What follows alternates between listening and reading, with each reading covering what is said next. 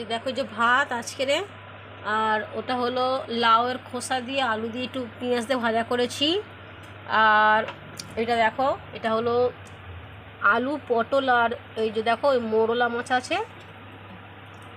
এই যে দেখো তোমরা বুঝতে পারবে, এই যে দেখো মোরলা মাছ, আলু পটল দিয়ে মোরলা মাছ একটু মাখা মাখা, এতে এটা এটা একটু আমও দিয়েছি, দিয়ে করেছি। আর এটা হলো আমের চাটনি করেছি, যে মিষ্টি মিষ্টি করে আমের চাটনি করেছি।